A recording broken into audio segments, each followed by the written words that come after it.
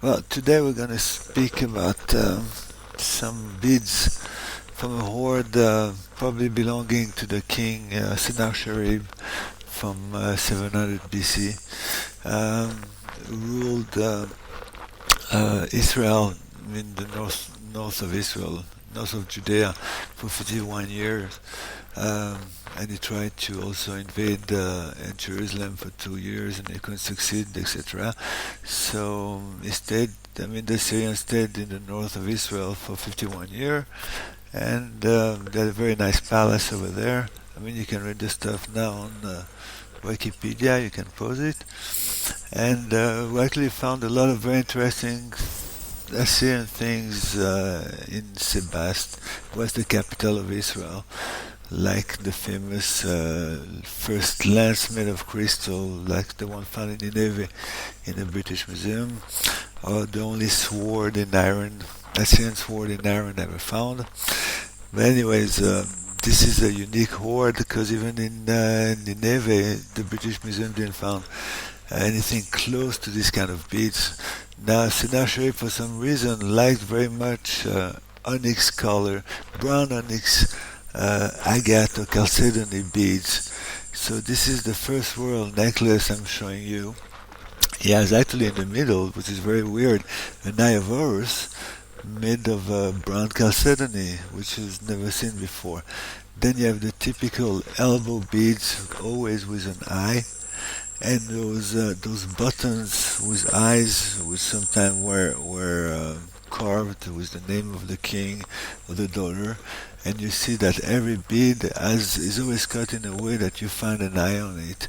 Now all these beads have an amazing polish, the typical of royal Assyrian beads, and extremely rare. You never find them in a necklace, I mean a complete necklace. You find one bead here, one bead there, and here luckily we got a hoard, so we could put a whole necklace, I mean few necklaces together.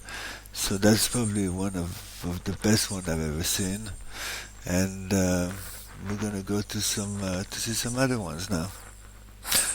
Okay, so there you have a nice view over it, and here's my name and my email because these are for sale. Also, be careful from this Lizaknote or Chaya or Yankee or whatever. These people who using my name to sell beads. These are all stolen beads from my collection from my ex-wife. Okay, this is another necklace we have uh, with different type of elbow beads, but always with an eye in the middle.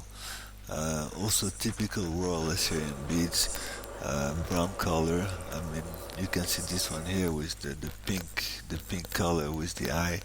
It's unbelievable, the quality of the work, the workmanship, the transparency, everything. Um, Here you can't see very well, but they're all very nice quality bead, and always with an eye. They always cut them in a way that you would see an eye on them, as you can see over here. And these are the brown onyx or agate. This is a brownish one, and again the elbows with the eyes, and also very nice, also from the same hoard. Very nice royal necklace. Okay, here you can see it. Okay, the gold pieces there are new, by the way. On the other necklace, the gold pieces were original. Okay, now this is a bit different. The centerpiece is from the hoard, but it's an amazing bead like I've never seen. Huge, unbelievable, amazing, and I didn't know what to put it with, so I mixed it with, as you can see here, Mycenaean. This is, I'm talking 700 BC, and then you have a Mycenaean bead, the red one, which is found in the royal tombs of Mycenae from 1600 BC. You have Iron Age period beads, you have Egyptian beads in Jasper, you have again Assyrian beads. This is Amarna red agate bead from the time of Akhenaten, which is about 1400 BC. This is another melon bead from the king of Mycenae. They used to trade with the Canaanite and the Egyptian. And here I discovered this is a Judean bead actually that was dyed on the two sides because they didn't have onyx. They had only white agate. So the Assyrian onyx was so expensive. The Judean used to dye them on each side to make it look like real onyx. Um, then we're gonna have just another necklace, a bit more simpler now. Yeah, this is just was an interesting